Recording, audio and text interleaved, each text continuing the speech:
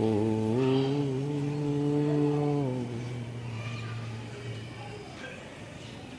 मंगलमय मंगलकरण वीतराग विज्ञान नमो ताई जाते भये अरहंतादिमहान।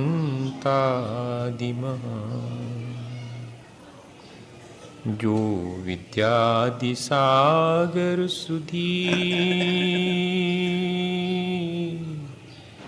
जो विद्यादि सागर सुधी गुरु हैं हितैषी शुद्धात्म में निरत नित्य हितोपदेशी। वे पाप ग्रीष्म ऋतु में जलहें सयाने पूजूं उन्हें सतत केवल ज्ञान पाने पूजूं उन्हें सतत केवल ज्ञान पाने। बोली महावीर भगवान की, आचार्य कुंद कुंद स्वामी की, आचार्य गुरुवर विद्यासागर मुनि महाराज की।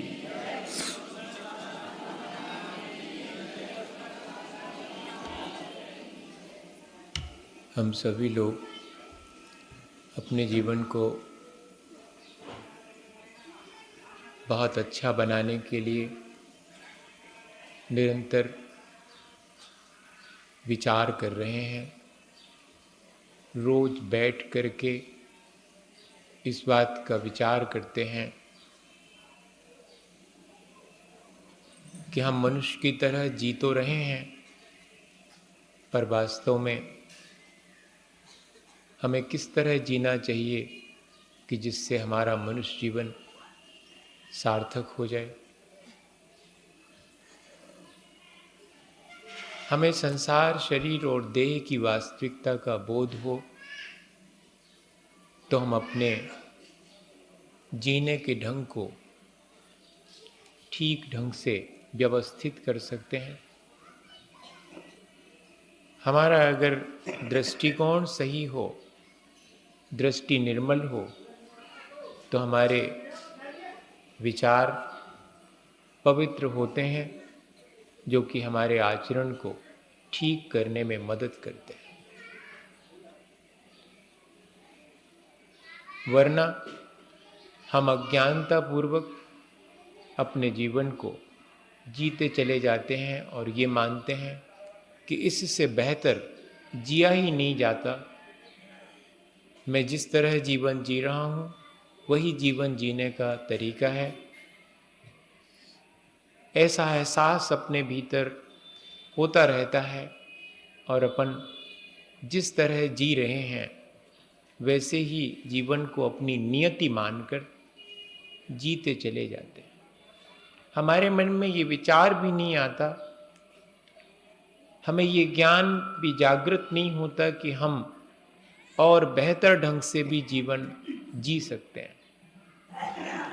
जब तक दृष्टि निर्मल नहीं होती तब तक जीवन के ठीक ढंग से जीने का विचार ही उत्पन्न नहीं होता।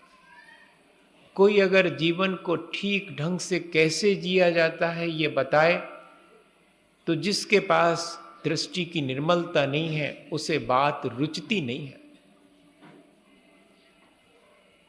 हमें जरूरी है कि हम अपनी दृष्टि निर्मल बनाएं, हम अपने सोच को ठीक करें, हम अपने जीवन में जो भ्रम हमने पाल रखे हैं उन सब को हटाएं। राम तीर्थ रास्ते से चले जाते थे, रास्ते के किनारे बहुत सारे बच्चे खेल रहे थे। एक बच्चा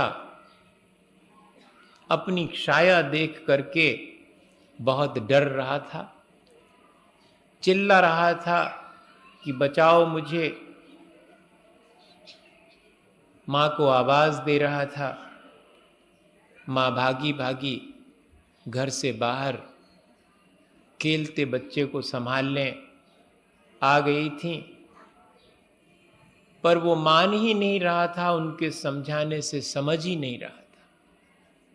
क्या करें, क्षण भर में ही राम तीर्थ ने ज़्यादा विचार नहीं किया और उस बच्चे का हाथ पकड़कर उसके सिर पर रख दिया। सो जैसे ही उस बच्चे का हाथ सिर पर रखा गया, सो छाया में भी हाथ सिर पर रखा हुआ दिखाई देने लगा। राम तीर्थ ने समझाया कि छाया से भयभीत होने की आवश्यकता नहीं है, छाया तो तुम्हारी आज्ञाकारी है।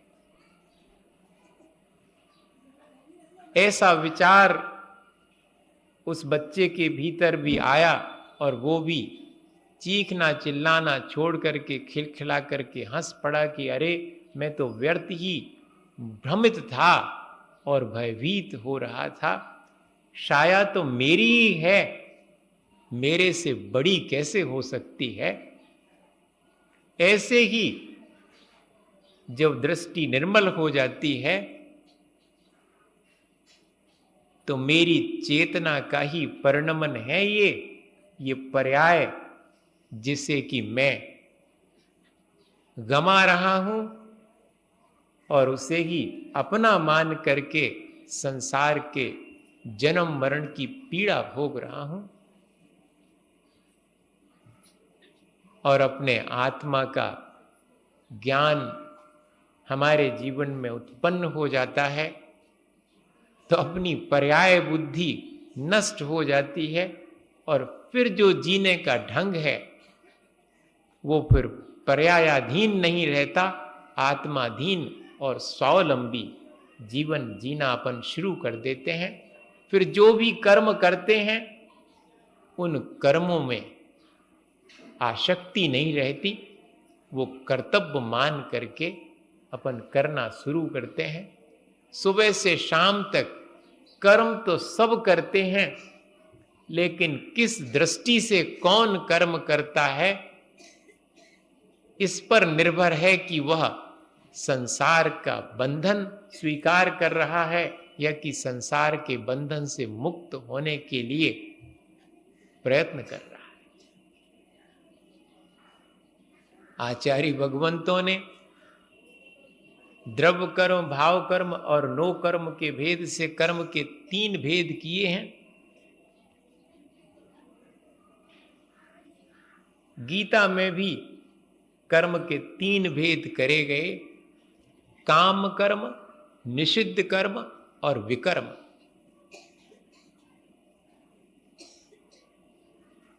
जो धर्म ध्यान के लिए अपन अनुष्ठान करते हैं वे सब विकर्म हैं और जो कामनाओं से ग्रसित होकर के अपन कर्म करते हैं वो सब काम कर्म हैं और हिंसा, झूठ, चोरी, कुशील, परिग्रह इत्यादि जो पापकारी हैं वे सब निषिद्ध कर्म हैं।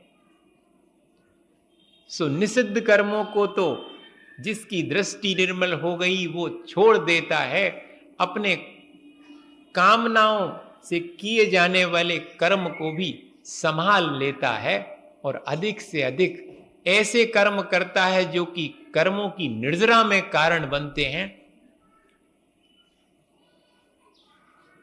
विकर्म जिन्हें कहा जाता है, जिनसे अपन कर्मों की निर्जरा का अपना ध्येय रख करके करते हैं, उनकी अधिकता उसके जीवन में आ जाती है।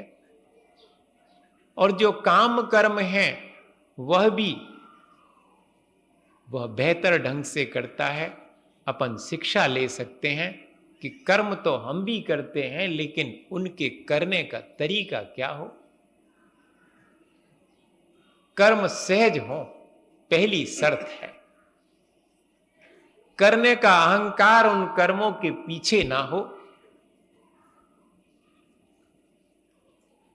गिन गिन करके मैं राम का नाम लेऊं, भगवान का नाम लेऊं, यह नहीं है। विनोबा भावे से पूछा जाता था कि आप नाम लिखवाओ, कितनी बार भगवान का नाम लेओगे? सो हम लिख लें कि 1,00,000 वीर की, 1,000 वीर की, 1 करोड़ वीर, सो हम आपका नाम लिख लेंगे, हमारा कंप्लीट हो जाएगा कि इतने बार पढ़ने वालों के नाम हमारे पास हैं। तो विनोबा कहते थे कि मेरा नाम मत लिखो, मैं गिन गिन करके भगवान का नाम नहीं ले सकता। 2-4 महीने के बालक से पूछो कि उसे कितनी बार अपनी मां की याद आती है, लिख के बताए। तो वो तो यही कहेगा कि पहले तो ये बताओ कि मैं भूलता कब हूं मां को, जो कि मैं लिख लिख के बताऊं कि अब याद आ गई। मैं भूलता ही नहीं हूं। सो ऐसे ही मैं भगवान का सदा स्मरण रखता हूं। तुम पूछते हो कि कितनी बार गिनती बताओ कि तुम नाम लोगे, मैं कैसे बताऊं? इतना सहज है मेरे लिए भगवान का स्मरण।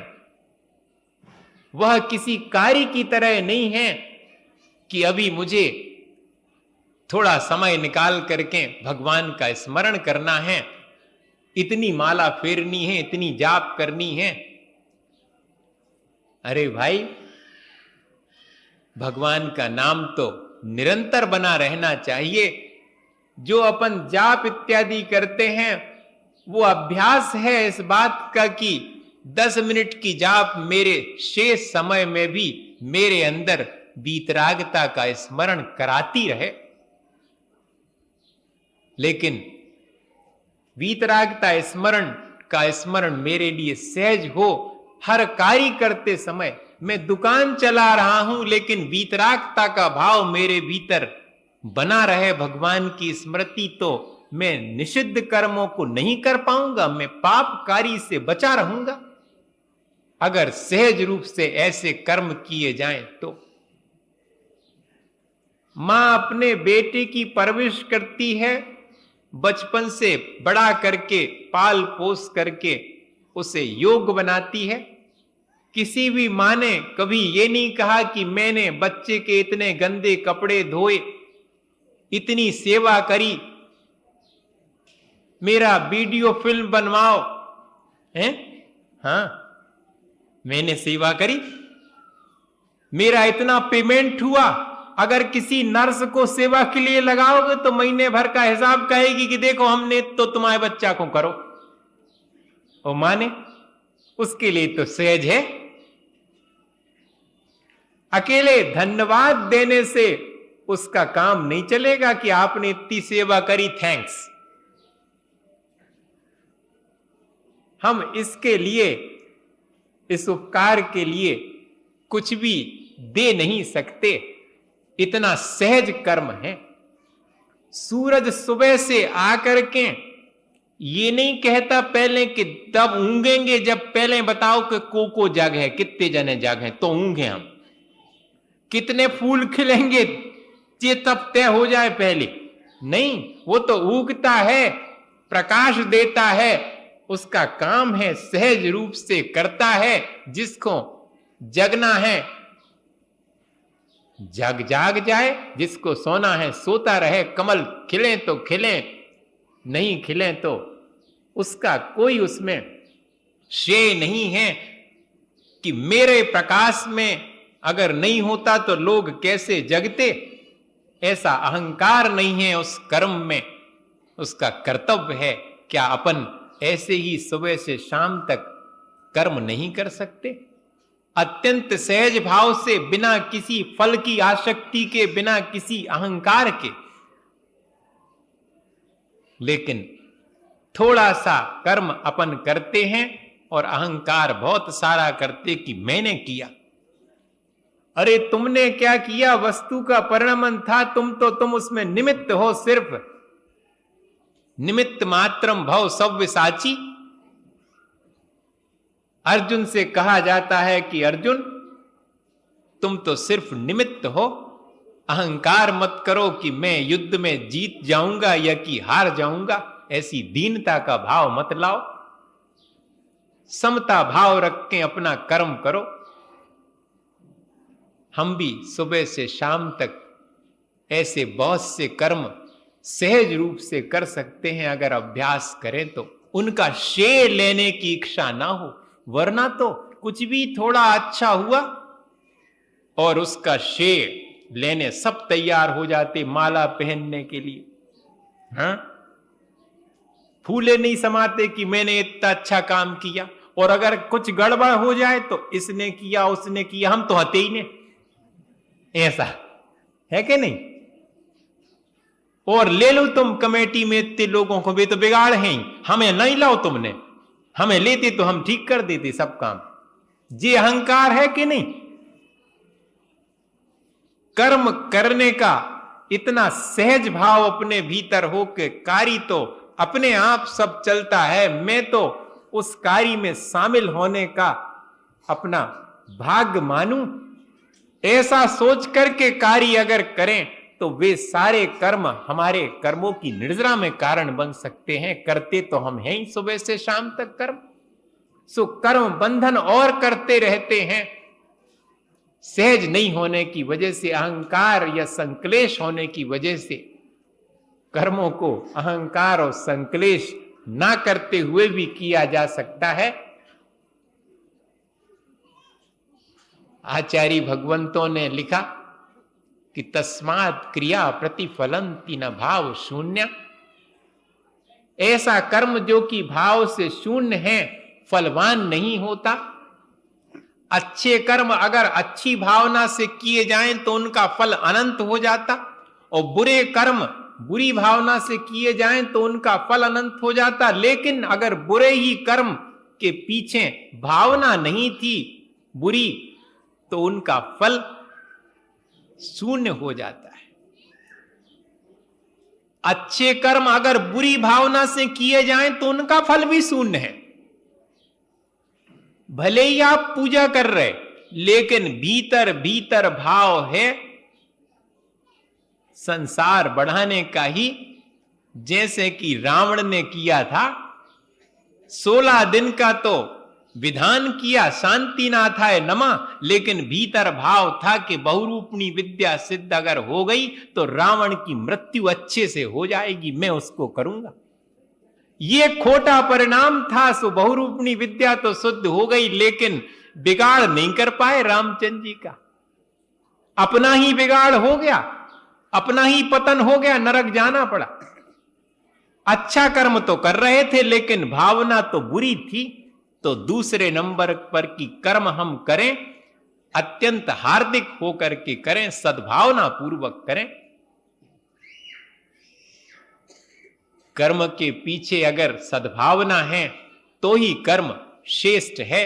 सद्भावना से ही कर्म की श्रेष्ठता जानी जा सकती है। कर्म अकेले अच्छे बुरे जो अपन बाह्य में करते हैं उनसे अच्छे बुरे की कल्पना नहीं की जा सकती। आपकी भावनाएं कैसी है?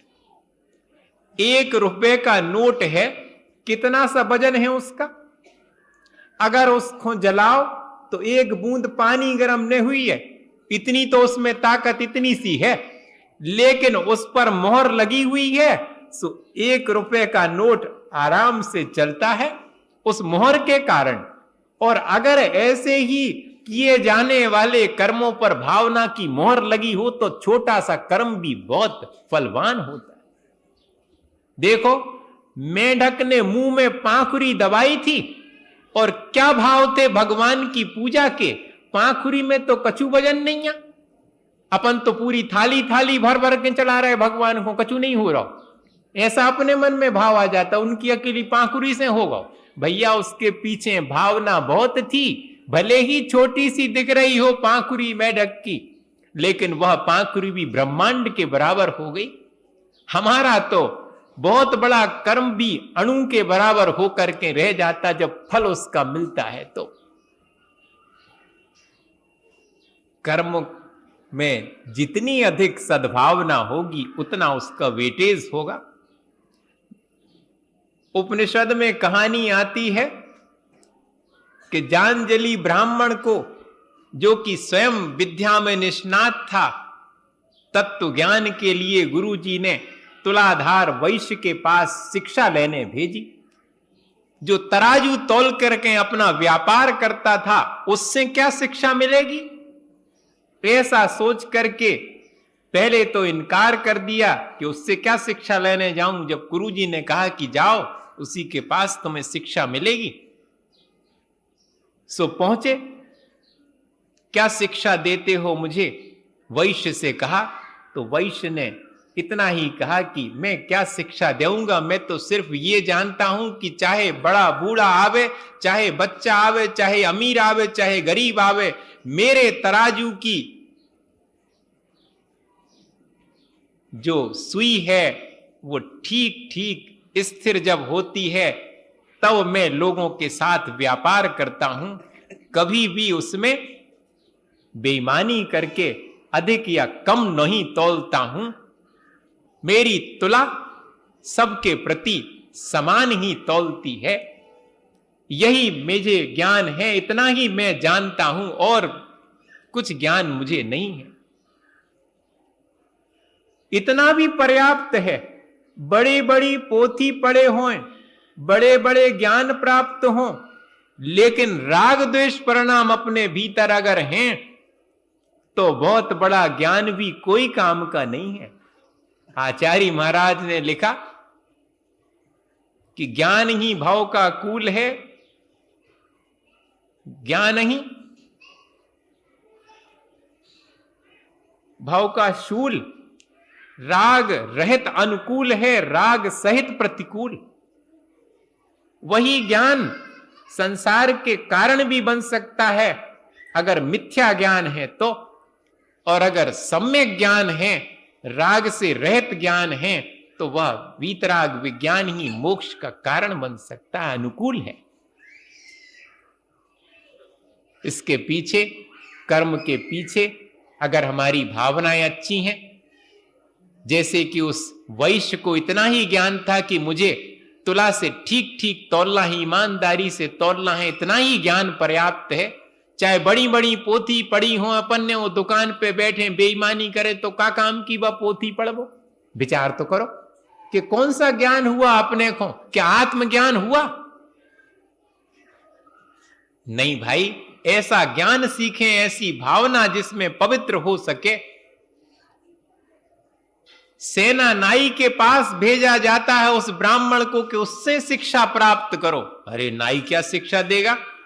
सो नाई के पास भी गुरुजी के कहने पर जाते, सो नाई कहता है कि मैं तो कुछ नहीं करता ज्ञान का काम, मैं तो लोगों के सिर पर से बाल उतारते समय एक ही भावना रखता हूं कि जैसे लोग इन बालों को कचरा समझ करके अपने शरीर से अलग करवाने मेरे पास आते हैं, ऐसे ही मुझे अपने जीवन में जो मलिनताएं और उनका कचरा इकट्ठा हो गया उसे बाहर करना है। बस इतना ही ज्ञान है।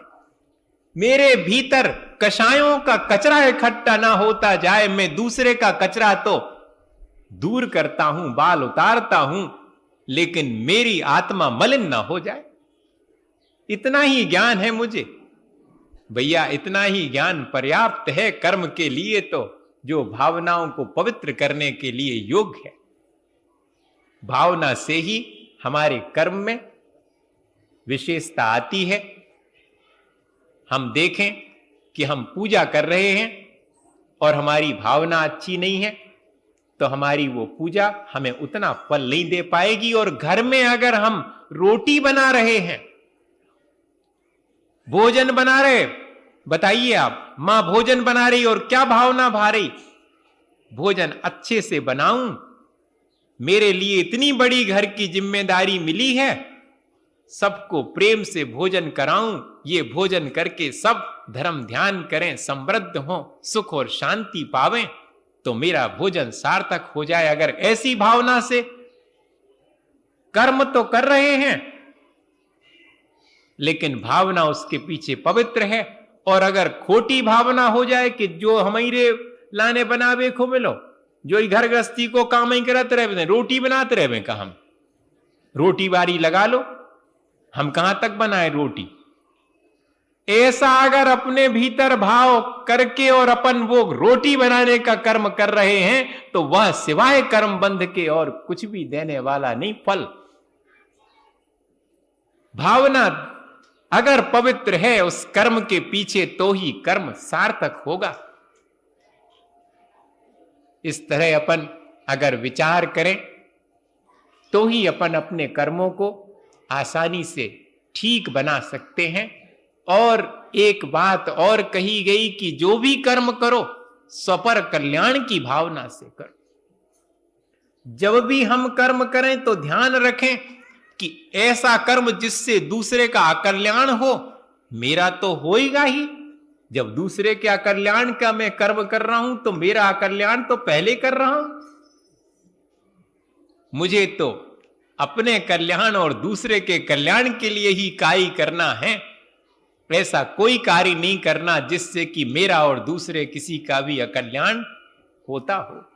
तो अपने आप कौन से कर्म मुझे करना चाहिए, कौन से नहीं करना चाहिए, क्या खाना चाहिए, क्या नहीं खाना चाहिए, जो दूसरे का हित करने वाली चीज है उसे क्यों मैं व्यर्थ में अपने लिए ग्रहण करूं, वो मेरा भी अहित करेगी।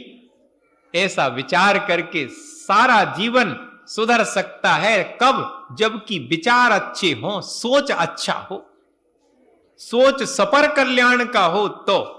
वरना तो अपन अच्छे कर्म करते हैं, उनके पीछे भी भावनाएं खोटी होती हैं। देखता रहता हूं, उदाहरण नहीं सुनाऊंगा, बहुत सारे उदाहरण आपको भी मालूम है कि हमने बहुत अच्छे अच्छे कर्म बाहर से तो दिख रहे हैं कि किए, लेकिन उनके पीछे हमारी भावना कितनी खोटी हो जाती है, जिसका कि फल हमें ही भोगना पड़ेगा। और एक किसान की भावना देखो कि भावना भाता है कि खूब पानी गिरे मेरे खेत में, सब जगह, तो मेरे खेत में तो गिरे गई।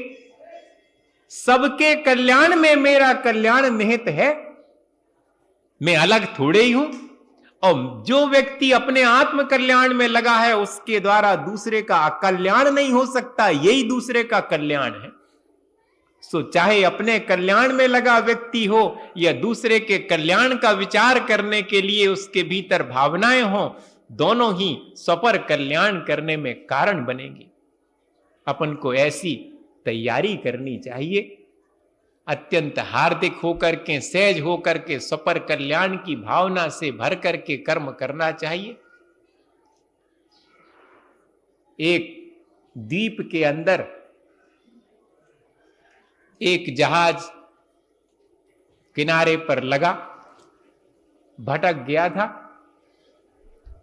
देखा कि कोई द्वीप में है क्या इंतजाम, सो सब खोज रहे थे। दिखाई पड़ा कि एक बहुत सुंदर सा मंदिर है।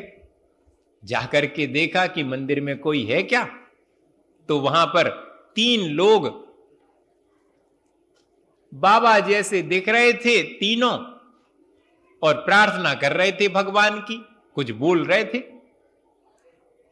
तो उस जहाज में पंडित जी बुरे ने मानियो कौन हो अगर तो, एक पंडित जी हते, पंडित जी नुमा ऐसा कह लो। तो पंडित जी उन तीनों की प्रार्थना सुन रहे थे, जानी देख रहे थे कि इंतजाम का उनको पहले नंबर दिखाएगा कि तीन ही जने ठीक प्रार्थना नहीं कर रहे। जो स्टैंडर्डाइज प्रेयर है वो तो बिल्कुल नहीं की जा रही, ये कौन सी प्रार्थना कर रहे बताओ। तो उन तीनों को कहा कि तुम्हारी प्रार्थना ठीक नहीं है, तुम प्रार्थना ठीक सीख लो। वो तीनों साष्टांग उनके चरणों में गिर गए कि हम तो अज्ञानी हैं, हमें तो प्रार्थना आती नहीं, आप सिखा दो ठीक ठीक प्रार्थना। पंडित जी का अहंकार पुष्ट हो गया। पंडित जी आसन पर बैठे, कह ले हाँ बैठो, तुम अज्ञानी हो, सब सीखो, हम सिखाते। ले ये भी कर्म है। एक वो कर्म कर रहे हैं कि विनय पूर्वक सीखने के लिए आतुर हैं, और एक अहंकार पूर्वक सिखा रहा है। दोनों कर्म कर रहे हैं। एक कर्म बंधन कर रहा है, एक कर्मों की निर्जरा कर रहा है। सुबह से शाम तक अपन विचार करें कि जो मैं कर्म करता हूं अहंकार और संक्लेश से प्रेरित होकर करता हूं या कि स्वपर कल्याण की भावना से करता हूं। चाहे पूजा करना हो का कर्म हो, चाहे खाना बनाने का कर्म हो, हमारी भावनाओं पर निर्भर करता है। हमारे भाव स्वपर कल्याण के हैं कि नहीं है। उन तीनों को जो स्टैंडर्डाइज प्रेयर थी वो सिखा दी पंडित जी ने। पंडित जी बड़े संतुष्ट कि हाँ हमने सिखा दी इनको, अब ठीक ठीक करना प्रार्थना। हाँ पंडित जी जैसा आपने कहा वैसे ही करेंगे, हमें मालूम ही नहीं आती कि ऐसी करी जाती, सीख ली। अब जहाज वहां से चला समुद्र में और तीनों जन द्वीप में ही छूट गए, पहले ही से थे। सो उन्होंने अपना रोज का जो संध्या वंदन था, भगवान की भक्ति थी, सो शुरू करी। लेकिन शुरू जैसे ही करी सो वो तो जो सिखाई गई थी प्रार्थना,